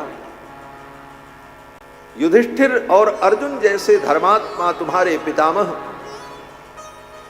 उत्तरा जैसी भगवान की परम भक्ता तुम्हारी मां, द्रौपदी जैसी परम भक्ता, सुभद्रा जैसी परम भक्ता तुम्हारी दादी, कुंती जैसी परम पतिव्रता पतिपरायणा परम भक्ता जिसकी परदादी, ऐसे उत्तम कुल में तुम्हारा जन्म हुआ। महापौरुषिको भवान यस्य सद्रधतामासु स्यान मुकुंदे मति सती। और तुम्हारी मति सती है। क्यों सती है? बोले ये मति भी सती होती है। बोले हाँ, ये मति भी सती और असती होती है। जैसे स्त्रियां सती भी होती हैं और असती होती हैं। सती माने जो केवल अपने पति के चरणों में प्रेम करे वो सती, और जो इधर उधर भटके उसको कहते हैं असती। तो ये मति को भी सती बनाओ, इसको असती मत बनाओ। जहां जाओ वहीं के मत हो जाओ। एकमात्र भगवान मुकुंद के चरणों में अपनी मति को लगाओ, यही मति को सती बनाना। जिसकी मति एकमात्र भगवान मुकुंद के चरणों में लगी, उसकी मति क्या है? सुखदेव जी कहते हैं उसकी मति सती। स्यान मुकुंदे मति ही सती। सुखदेव जी कहते हैं राजन, बातें बहुत हैं, लेकिन तुम इतना समझो योगिनाम नृप निर्णीतम। योगियों का जो निर्णय है वो मैं तुमको बताने जा रहा हूं। बड़े बड़े योगी मुनि महात्माओं ने जो निर्णय किया है, क्या निर्णय किया? बोले जो करने से कल्याण हो वो निर्णय बताओ। सुखदेव जी कहते हैं योगिनाम नृप निर्णीतम हरेर नामानुकीर्तनम। बस सभी योगियों ने, ज्ञानियों ने, मुनियों ने ये निर्णय किया है कि हरेर नामानुकीर्तनम, भगवान हरि के नाम का कीर्तन और उनका स्मरण, उनकी चर्चा, उनकी कथा का विचार चिंतन, यही जीव के कल्याण का सबसे बड़ा उपाय है। बस योगी नाम नृप निर्णीतम, ये योगियों का निर्णय है। और हे राजन, तुम चिंता मत करो, तुम्हारे पास 7 दिन का समय है। मैं तुम्हें भगवान की कथा सुनाऊंगा, तुम्हारा मन भगवान में लगेगा और भगवान का चिंतन करते करते इस दुनिया से जाओगे, भगवान को प्राप्त हो जाओगे। तुम्हारे पास 7 दिन का समय। एक खट्वांग नाम के राजा थे, रघुवंश में उत्पन्न हुए थे, बड़े धर्मात्मा थे। देवताओं से उन्होंने पूछा कि हमारी आयु कितनी बची है। देवताओं ने कहा आपकी आयु 1 मुहूर्त बची है, बस 1 मुहूर्त के बाद आप मर जाओगे। 1 मुहूर्त माने 48 मिनट बस। किसी को पता चल जाए कि 48 मिनट बाद मरना है तो 48 मिनट में क्या क्या करेगा? कुछ कर पाएगा? सोचने का मौका नहीं मिलेगा। 48 मिनट में मरना है, वो पहले ही मर जाएगा। हमारे भैया कह रहे हैं कि वो पहले ही मर जाएगा, सच में पहले ही वो मर जाएगा, डर के मारे मर जाएगा। लेकिन महाराज खट्वांग बड़े बुद्धिमान थे। उस 48 मिनट में उन्होंने अपना कल्याण कर लिया। और हम 100 वर्ष की आयु जी लेते हैं, फिर भी अपने कल्याण को समझ नहीं पाते। 48 मिनट में उन्होंने क्या कल्याण कर लिया। सुखदेव जी कहते हैं, मुहूर्तात सर्वमुत्सृज्य गतवान अभयम हरिम। एक मुहूर्त में उन्होंने सब कुछ छोड़ दिया और बैठ गए आसन लगाकर, भगवान हरि का स्मरण करने लगे, भगवान हरि का चिंतन करने लगे और शरीर छोड़ करके भगवान हरि को प्राप्त हो। बस इतना ही किया। क्या किया? बोले मुहूर्तात सर्वमुत्सृज्य, एक मुहूर्त में सब कुछ छोड़ दिया। कैसे छोड़ दिया? एक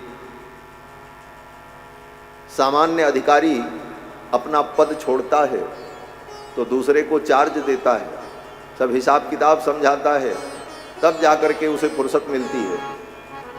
और इतने बड़े चक्रवर्ती सम्राट थे, सारी व्यवस्था को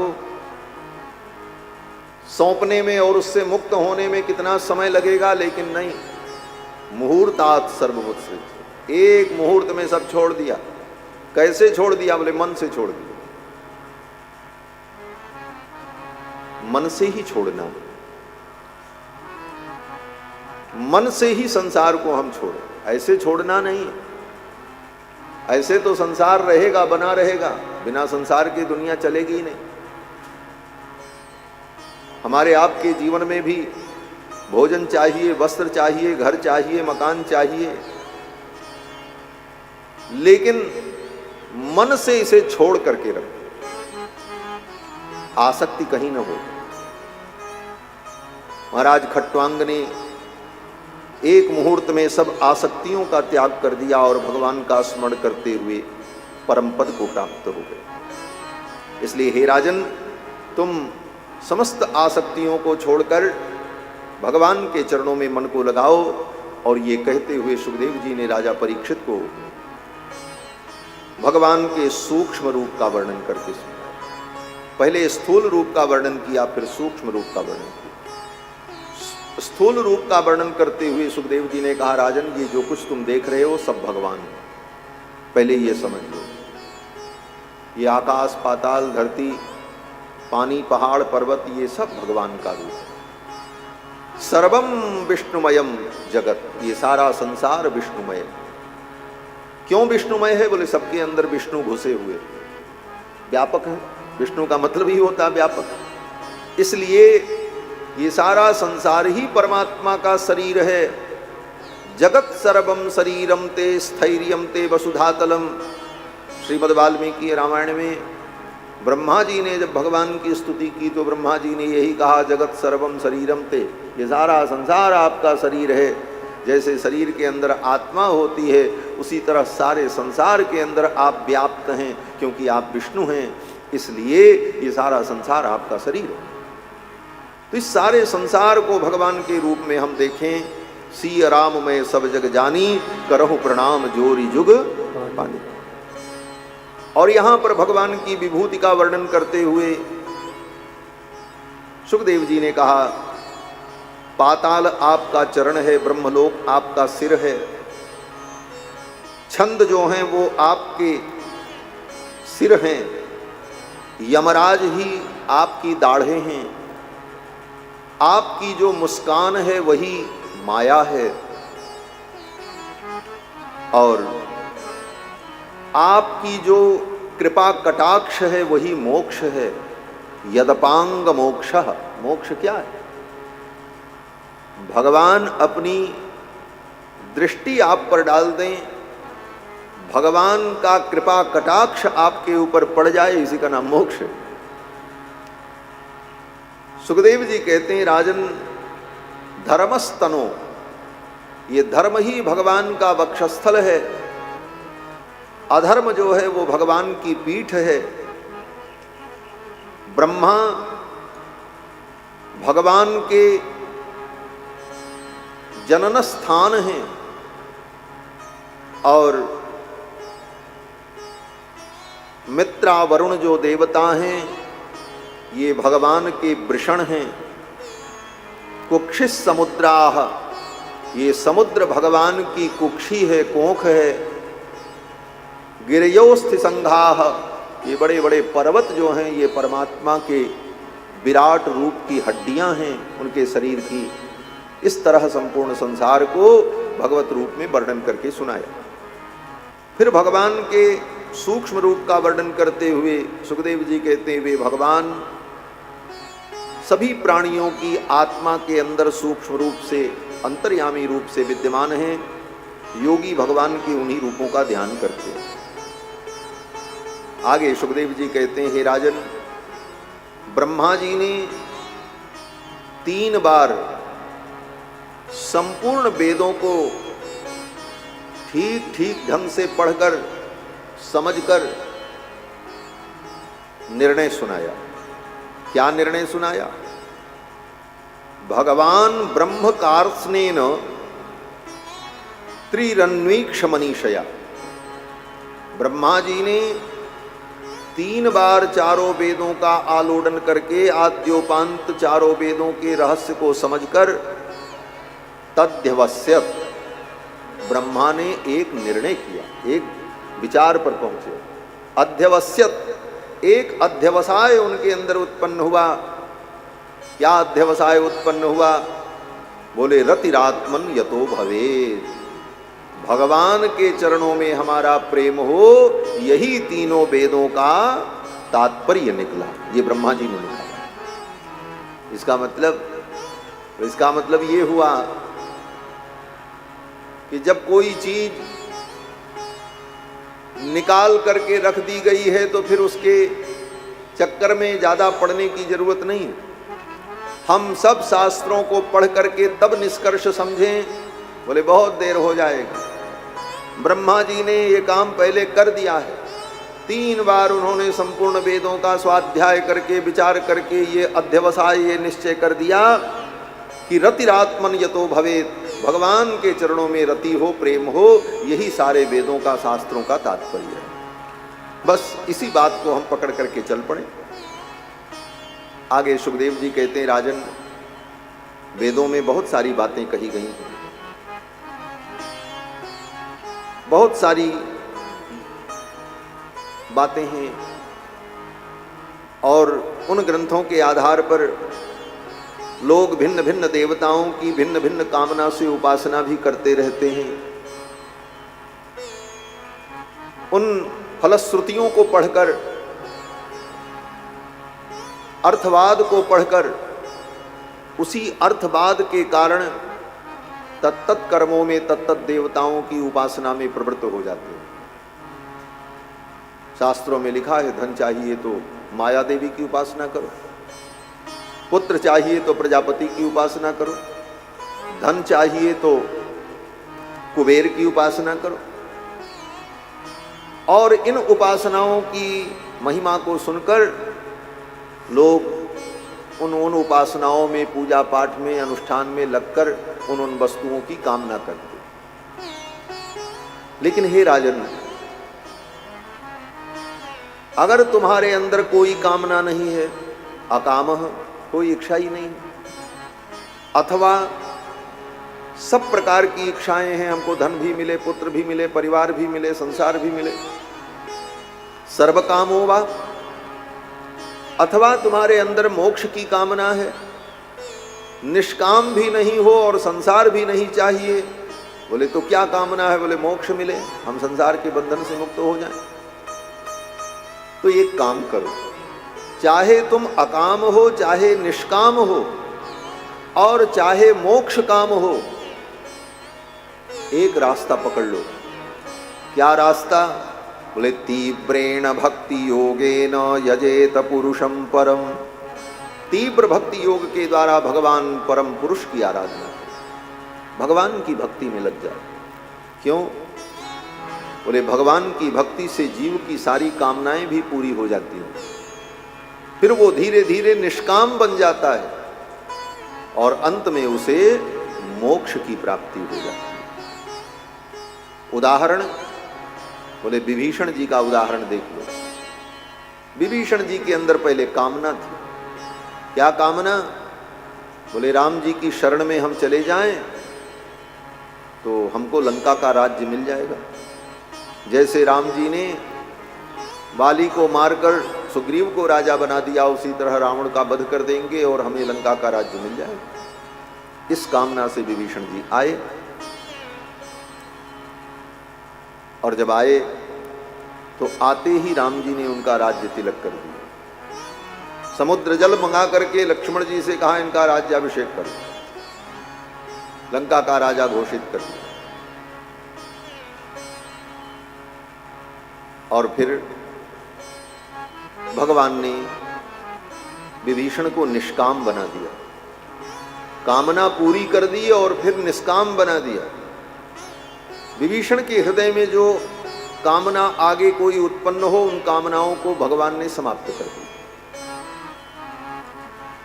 और मोक्ष के लिए भगवान ने आश्वासन दे दिया। विभीषण जी ने चरणों में प्रणाम किया, कहा महाराज मैं आपकी शरण में आया हूं।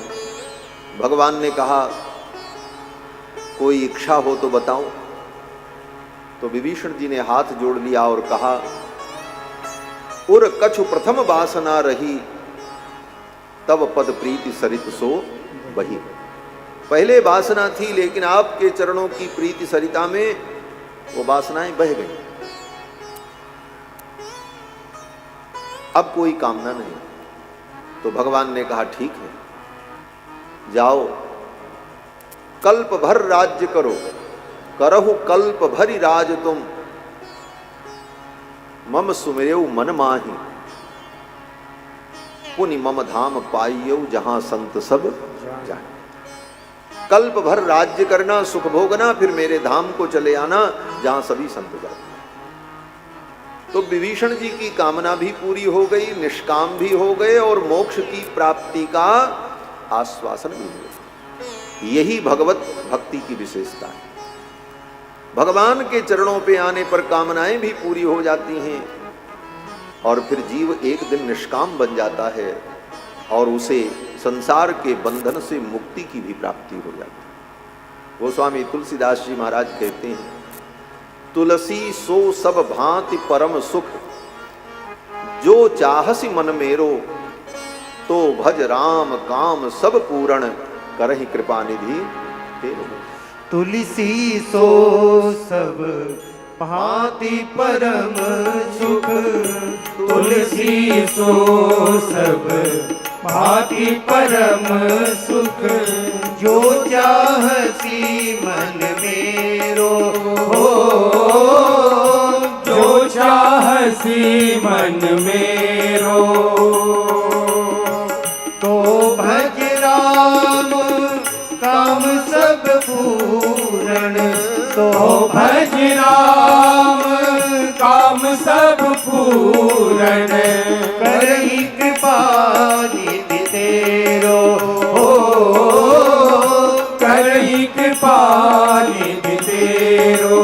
ऐसो को उतारे जग माही, ऐसो को उतारे जग माही,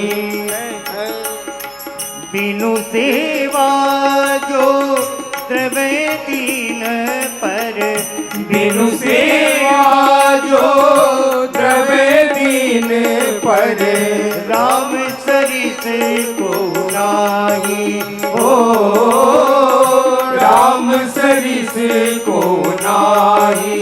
ऐसो उतारे जग माही, ऐसो उतारे जग माही, उतारे जग, उतारे जग माही। तुलसी सो सब भांति परम सुख, जो चाहसी मन मेरो, तो भज राम काम सब पूर्ण, करहि कृपा निधि। भगवत भक्ति की महिमा सुखदेव जी ने बताई। आगे सुखदेव जी कहते हैं राजन मैं तुमको एक आख्यान सुनाता हूं। एक बार नारद जी घूमते घूमते ब्रह्मलोक पहुंचे। नारद जी ने देखा ब्रह्मा जी अपने कमलासन पर बैठकर माला लेकर जप कर रहे थे, आंखें बंद थीं, ध्यान में निमग्न थे। नारद जी ने पूछा ब्रह्मा जी से, पितामह सबसे बड़े तो आप, संपूर्ण सृष्टि आपके द्वारा उत्पन्न होती, ये सभी देवता आपके द्वारा उत्पन्न होते, फिर आपसे बड़ा कौन है जिसका भजन आप करते हो? ये माला लेकर के, ध्यान लगा करके आप किसका ध्यान करते हो? तो ब्रह्मा जी ने कहा, नारद तस्मै नमो भगवते वासुदेवाय धीमहि। तस्मै नमो भगवते वासुदेवाय, उन भगवान वासुदेव को प्रणाम है, मैं उन्हीं भगवान वासुदेव का ध्यान करता हूं। वासुदेव माने, बोले वासुदेव का एक अर्थ होता है वसुदेव के पुत्र वासुदेव भगवान कृष्ण, और विशेष अर्थ क्या है? बोले वासनात् वासुदेवस्य वासितम भुवनत्रयम्, जो तीनों लोकों में कण कण में वास करते हैं उनका नाम वासुदेव है। विश्ववास, जो संपूर्ण विश्व में वास करता है, सारा विश्व जिनका आवास है, वे भगवान कौन है? बोले वासुदेव है। भगत बछल प्रभु कृपा निधाना, विश्ववास प्रगटे भगवान। भगवान विश्ववास, मैं उनका ध्यान करता हूं। और तुमने जो ये बात कही कि आपसे बड़ा कोई नहीं है, आप ही सारे जगत के स्वामी हो, फिर आप किसका भजन करते हो? तो ब्रह्मा जी ने कहा कि जिन भगवान का मैं भजन करता हूं, उनकी माया से जो मोहित हैं, वे लोग मुझको ही जगत का स्वामी समझ लेते हैं, भ्रम में पड़ जाते हैं। यन मायया दुर्जयया माम ब्रुवंति जगत गुरुम, उन्हीं भगवान वासुदेव की माया के कारण, उन्हीं की माया के प्रभाव में पड़कर अज्ञानी लोग मुझको ही सारे जगत का स्वामी समझ बैठते हैं और मेरी उपासना और मेरे भजन में लग जाते हैं। इसका उदाहरण, बोले सारी कथाएं रामायण भागवत की भरी पड़ी। रावण ने किसकी भक्ति की? ब्रह्मा जी की भक्ति। ब्रह्मा जी से ही तो वरदान मांगा। हिरण्यकश्यपु ने किसकी भक्ति की? सतेपे मंदर द्रोण्याम तप परम दारुणम, मंदराचल पर्वत की उपत्यका में जाकर के हिरण्यकश्यपु ने ब्रह्मा की आराधना। ये बड़े बड़े राक्षस असुर, ये सब ब्रह्मा जी को ही सबसे बड़ा शक्तिमान मानकर उनकी उपासना करके और उनसे वरदान प्राप्त करने लगे। क्यों? बोले भगवान के पास क्यों नहीं जाते? भगवान के चरणों की भक्ति में क्यों नहीं लगते? इसका उत्तर दे दिया ब्रह्मा जी ने, यन मायया दुर्जयया माम ब्रुवंति जगत गुरुम, भगवान की माया बड़ी विलक्षण है। उस माया के कारण ही वो मुझे ही भगवान और ईश्वर और सर्वनियामक मानकर, मुझे ही जगत का स्वामी मान करके भजन करने लगे। लेकिन मैं जिनका भजन करता हूं वे भगवान नारायण, नारायण परम ज्ञानम नारायण परागति है। वे नारायण ही परम ज्ञान हैं और वही परम गति, और वही भगवान नारायण समय समय पर विविध अवतार लेकर के अनेक प्रकार की लीलाएं करते। ब्रह्मा जी ने नारद जी को भगवान के 24 अवतार का संक्षिप्त वर्णन करके सुनाया। और फिर नारद जी ने कहा, ओ ब्रह्मा जी ने कहा कि वे भगवान ही 24 अवतार ग्रहण करके राम कृष्ण नरसिंहादि रूप में प्रकट होकर समय समय पर दुष्टों का संहार करते हैं और लीला करते हैं। सृष्टि के प्रारंभ में जब मेरी उत्पत्ति हुई तो मैंने भी उन्हीं की उपासना की। ये सृष्टि उन्हीं भगवान नारायण के नाभि कमल से होती है। भगवान नारायण के नाभि कमल से ब्रह्मा जी प्रकट हुए, सुखदेव जी कहते हैं, राजन, भगवान ने विचार किया कि मैं एक हूं, बहुत हो जाऊं। सृष्टि की उत्पत्ति का मूल कारण यही है, बहुभवन। इसको वेदांत में कहा जाता है बहुभवन संकल्प। बहुभवन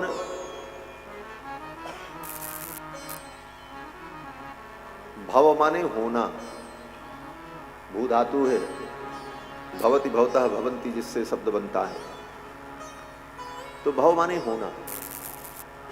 तो बहुभवन, मैं बहुत हो जाऊं, मैं एक हूं, मैं बहुत हो जाऊं। यह संकल्प जो भगवान का है, बहुभवन संकल्प, इसी से ये सृष्टि उत्पन्न।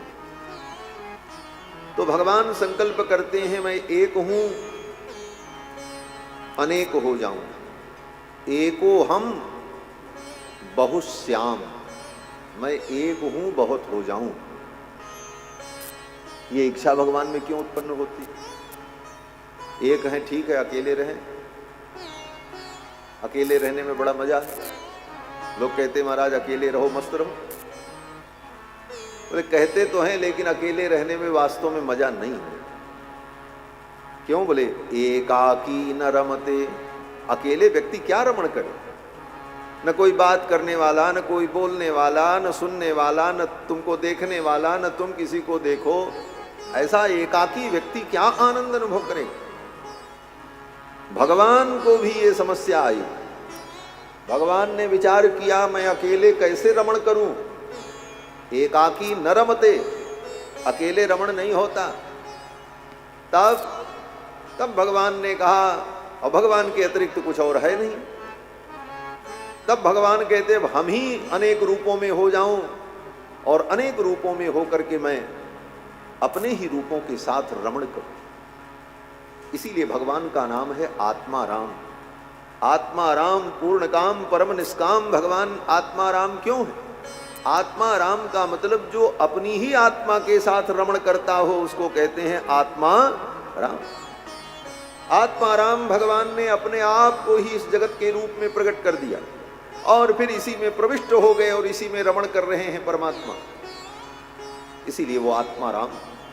तो बहुभवन संकल्प जब भगवान ने किया, तो भगवान की नाभि से कमल प्रकट हुआ। ये कमल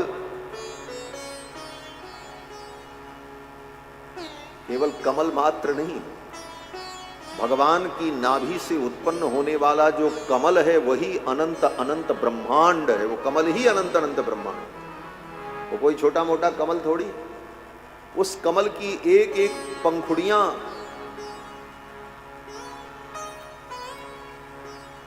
अयुत अयुत योजन विस्तीर्ण, और उस कमल की एक एक पंखुड़ियों में कितने कितने लोक विद्यमान हैं। जिस कमल पर ब्रह्मा जी विराजते हैं, उस कमल की एक एक पंखुड़ियों में कितने कितने लोक, अतल वितल सुतल तलातल रसातल पाताल, स्वरलोक भूलोक महलोक जनलोक तपलोक सत्यलोक, ये सब ऐसे ऐसे अनंत अनंत लोक, अनंत अनंत ब्रह्मांड, वो सब ब्रह्मा के उस कमल में ही विद्यमान है। ये संपूर्ण सृष्टि उसी में है, उससे बाहर कुछ नहीं। भगवान की नाभि से ये संपूर्ण सृष्टि प्रकट हुई। ब्रह्मा जी महाराज उस कमल पर बैठे थे। ब्रह्मा जी ने चारों तरफ देखा, कहीं कुछ समझ में नहीं आया। शून्य आकाश दिखाई पड़ा। उसी समय आकाश में दो अक्षर सुनाई पड़े, त और प। दोनों के मिलाने पर एक शब्द बन गया, तप। त और प, तप। ब्रह्मा जी समझ गए, मुझे तप करना चाहिए। फिर ब्रह्मा जी ने अपने उसी कमल पर बैठे बैठे 10,000 दिव्य वर्षों तक तप किया। दिव्यम सहस्राब्दम अमोघ दर्शनो जितानिलात्मा विजितो भयेन्द्रियः अतप्य तस्माखिल लोकतापनम तपस्तपीयां तपतां समाहितः। अपने मन को समाहित करके ब्रह्मा जी ने उस कमल पर बैठे बैठे 10,000 वर्ष तक तप किया। उनकी तपस्या से भगवान प्रसन्न हुए, भगवान प्रकट हुए। भगवान जब प्रकट हुए तो भगवान ने कहा, त्वयाहं तोषितः सम्यक् वेद गर्भ शिशिक्षया। हे ब्रह्मा, तुम्हारी तपस्या से मैं प्रसन्न हुआ और मैं तुम्हें ज्ञान प्रदान करता हूं। भगवान ने ब्रह्मा जी को चारों वेदों का ज्ञान प्रदान किया। ये चारों वेद क्या है? बोले सृष्टि, ये जो भगवान का बहुत बड़ा प्रोजेक्ट है, इसकी फाइल जो है वो वेद, यही समझो। कैसे सृष्टि बनानी है, सृष्टि में क्या क्या बनाना है, कैसे कैसे बनाना है और उनका नाम क्या होगा, ये सब वेदों में पहले से विद्यमान है। ब्रह्मा जी सृष्टि करने के लिए स्वतंत्र नहीं है। पहले से जो सब कुछ निर्धारित है वेदों में, उसी के अनुसार ब्रह्मा को सृष्टि करनी पड़ती है। इसीलिए मंत्र में प्रतिदिन हम लोग प्रार्थना करते हैं। क्या प्रार्थना करते हैं? बोले सूर्या चंद्रमसौ धाता यथा पूर्व मकल्पयत। सूर्या चंद्रमसौ धाता यथा पूर्व मकल्पयत। ये धाता ब्रह्मा ये सब कुछ जो बनाते हैं, सूर्य चंद्रमा नक्षत्र ग्रह तारे पर्वत पहाड़, ये सब कैसे बनाते हैं? वेद कहता है यथा पूर्व मकल्पयत। पूर्व कल्प में जैसे था वैसा ही ब्रह्मा जी फिर बनाते हैं। पूर्व कल्प में कैसा था ये ब्रह्मा जी को कैसे पता चलेगा? बोले वो सब वेद में लिखा रहता है। तो वेदों के अनुसार ही ब्रह्मा जी संपूर्ण सृष्टि को उत्पन्न कर देते हैं। तो वेदों का ज्ञान भगवान ने ब्रह्मा को दिया और 4 श्लोकों में भागवत के तत्व का उपदेश किया। इसका नाम चतुश्लोकी भागवत है। 4 श्लोकों में भागवत तत्व का उपदेश किया है। और इसके बाद श्री सुखदेव जी कहते हैं, राजन मैं तुमको वो आख्यान सुनाता हूं जो मैत्रेय जी ने विदुर जी को सुनाया। मैत्रेय जी ने विदुर जी को कब सुनाया? तो सुखदेव जी कहते हैं जब महाभारत युद्ध होने वाला था तो विदुर जी कुरुक्षेत्र छोड़कर, हस्तिनापुर छोड़कर तीर्थ यात्रा के लिए निकल पड़े, क्योंकि विदुर जी को ये पता है कि ये युद्ध विनाश का कारण है और अपने ही परिजनों को मरते हुए देखना पड़ेगा। और चाह करके भी मैं धर्म का पक्ष नहीं ले पाऊंगा, क्योंकि मैं कौरवों का मंत्री हूं। इसलिए विदुर जी ने सोचा ऐसे अवसर पर यहां से दूर चले जाना ही अच्छा। लेकिन कोई कारण नहीं बन रहा था। क्या कारण बता करके जाएं? कारण बन गया। दुर्योधन ने विदुर जी का बड़ा अपमान किया। दुर्योधन ने विदुर जी को बड़े अपशब्द कहे, गालियां दी। और विदुर जी महाराज ने निर्णय कर लिया कि मैं इस युद्ध में नहीं रहूंगा। और विदुर जी ने अपना धनुष बाण धृतराष्ट्र के द्वार पर रख दिया, तीर्थ यात्रा के लिए चल पड़े। स्वयं धनुर्द्वारि निधाय मायां गतव्यथो यादुरुमानयानः सनिर्गतः कौरव पुण्यलब्धो गजाह्वयात् तीर्थपद पदानि। धनुष बाण अपना रख दिया धृतराष्ट्र के द्वार पर और विदुर जी चल पड़े। अपना घर छोड़ करके गए, कुछ लेकर के नहीं गए। क्या लेकर के गए? सुखदेव जी कहते हैं राजन, सब कुछ छोड़ करके गए विदुर जी। अपना धनुष बाण, घर, समृद्धि से युक्त अपना घर, संपत्ति, सब कुछ छोड़ करके गए। लेकिन एक चीज लेकर के गए। क्या लेकर के गए? बोले सनिर्गत कौरव पुण्य लब्धो। मानो कौरवों का पुण्य लेकर के विदुर जी चले। विदुर जी कौन हैं? बोले कौरवों का जो पुण्य था वह मूर्तिमान होकर के मानो विदुर जी के रूप में। और जब तक विदुर जी थे तब तक कौरवों का अमंगल नहीं हुआ। जब तक विदुर थे तब तक कौरवों का अनिष्ट नहीं हुआ, और विदुर जी जब चले गए तो कौरवों का विनाश प्रारंभ हुआ। कोई धर्मात्मा, कोई भागवत, कोई भगवान का भक्त अगर तुम्हारे घर में है तो समझो तुम्हारा पुण्य है, उस पुण्य के कारण तुम सुरक्षित हो, और जिस दिन वो चला जाएगा तुम्हारा पुण्य चला जाएगा। जब तक विभीषण जी महाराज लंका में थे तब तक रावण का अमंगल नहीं हुआ, लेकिन जिस दिन विभीषण जी लंका छोड़ करके चले उसी दिन रावण की आयु और लंका के लोगों की आयु समाप्त हो गई। गोस्वामी तुलसीदास जी महाराज कहते हैं, अस कही चला विभीषण जबहि, तो आयु हीन भये सब तबहि। अस कही चला विभीषण जबहि, अस कही चला विभीषण जबहि, आयुहीन भये सब तबहि, आयुहीन भये सब तबहि। अस कही चला विभीषण जबहि, अस कही चला विभीषण जबहि। विदुर जी महाराज हस्तिनापुर छोड़ करके चल पड़े और भगवान का स्मरण करते हुए अनेकानेक नगरों में होते हुए इत्थम व्रजन भारतमेव वर्षम कालेन यावद् गतवान् प्रभाषम।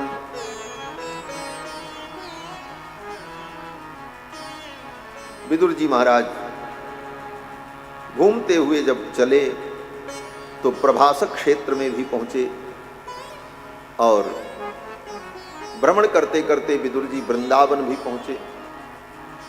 वृंदावन में विदुर जी ने भगवान के परम भक्त उद्धव का दर्शन किया। तत्रोद्धवम भागवतम ददर्श। परम भागवत उद्धव जी जो बृहस्पति के शिष्य हैं और भगवान के सखा हैं,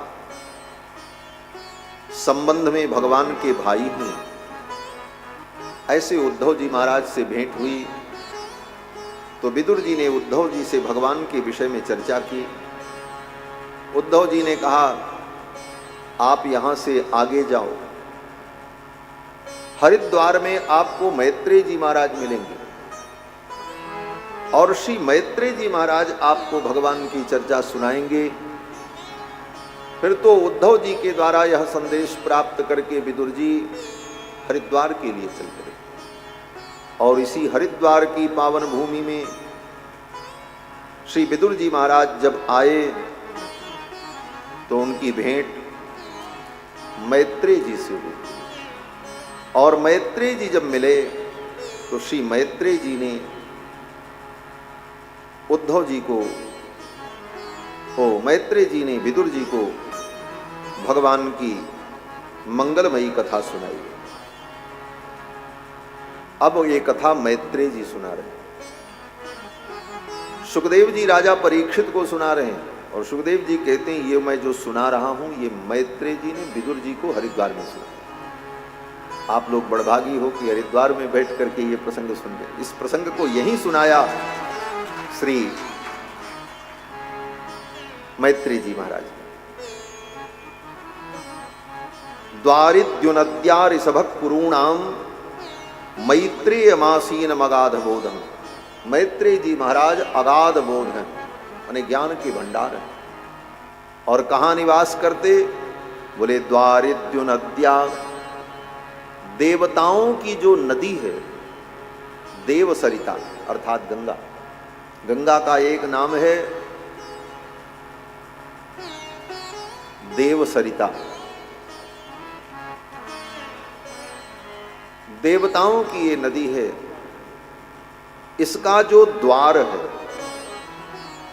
द्वारिद्युनद्या, इसका मतलब हरिद्वार, गंगा द्वार। तो इस गंगा द्वार हरिद्वार में मैत्रेय जी महाराज मिले और विदुर जी ने उनसे प्रश्न किया। क्या प्रश्न किया? विदुर जी कहते हैं सुखाय कर्माणि करोति लोको। इस संसार में सभी लोग जो कुछ कर्म करते हैं किस लिए करते हैं? सुख के लिए। एक ही कारण है। आप नौकरी करते हो क्यों? बोले नौकरी करेंगे धन मिलेगा तो हमें सुख होगा। पढ़ते लिखते क्यों हो? बोले पढ़ेंगे लिखेंगे तो ज्ञान प्राप्त होगा, हमें सुख होगा।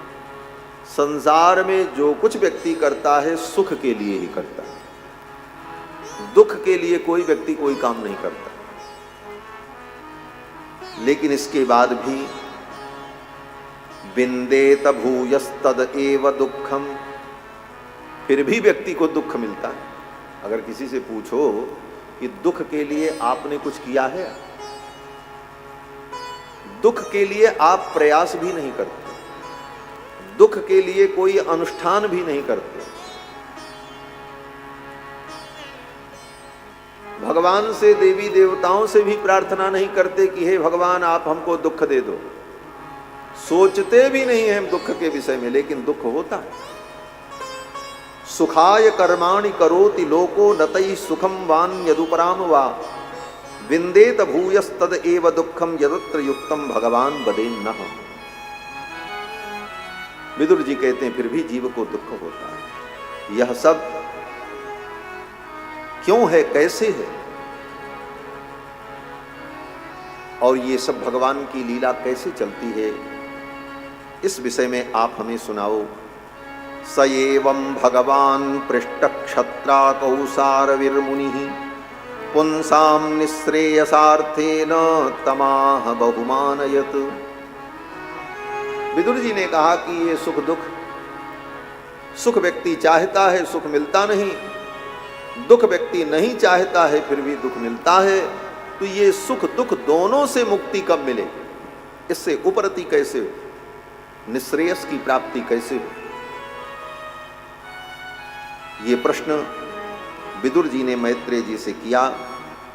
अब मैत्रेय जी सुनाने लगे। मैत्रेय जी कहते हैं हे राजन, भगवत तत्व बोध से ही दुख सुख इन दोनों की आत्यंतिक निवृत्ति होती है। भगवान कौन है, भगवत तत्व क्या है, इन विषयों का वर्णन करते हुए श्री मैत्रेय जी महाराज कहते हैं ये संपूर्ण सृष्टि भगवान से उत्पन्न होती है। सृष्टि के प्रारंभ में भगवान वराह अवतार धारण करके हिरण्याक्ष असुर का संहार करके इस धरती को जल के ऊपर स्थापित करते हैं। फिर इस जल के ऊपर सृष्टि का विस्तार होता है। ब्रह्मा जी महाराज प्रजापतियों को उत्पन्न करते हैं। पुलस्त पुलह क्रतु अंगिरा वसिष्ठादि ये प्रजापति लोग उत्पन्न होते हैं जिनसे सृष्टि का विस्तार होता है। ये सब कथा जो पुराण में वर्णित है, ये पुराण द्वापर युग में वेदव्यास जी के द्वारा प्रकट हुआ। और ये पुराण क्या है बोले, पांचवा वेद है। चार वेद तो प्रसिद्ध हैं, लेकिन इतिहास पुराणानि पंचमम वेदमीश्वरः, ये इतिहास और पुराण ये पांचवा वेद है। वेदों में जो कथाएं हैं, वेदों में जो ज्ञान है, वही पुराणों में वेदव्यास जी ने अपने शब्दों में अनेक उपाख्यान के माध्यम से प्रस्तुत किया है। मैत्रेय जी कहते हैं सृष्टि के प्रारंभ में ये पृथ्वी जल में डूबी हुई थी। ब्रह्मा जी को चिंता हुई सृष्टि कैसे आगे बढ़ेगी। उसी समय ब्रह्मा जी को जोर से छींक आ गई। ब्रह्मा जी को जब छींक आ गई तो ब्रह्मा जी की नाक से एक अंगुष्ठ मात्र वराह तोक प्रकट हुआ, सूकर शावक।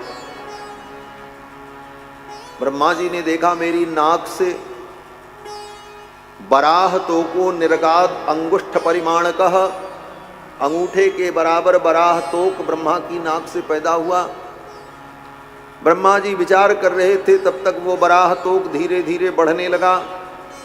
बढ़ते बढ़ते बढ़ते बढ़ते इतना विशाल हो गया, तस्याभिपश्यतः खस्तक्षणेन किल भारत। मैत्रेय जी कहते हैं हे भारत, ये भारत नाम कौरव वंश में उत्पन्न होने वाले सभी क्षत्रियों का विशेषण है। अर्जुन को भी भगवान भारत कहते हैं।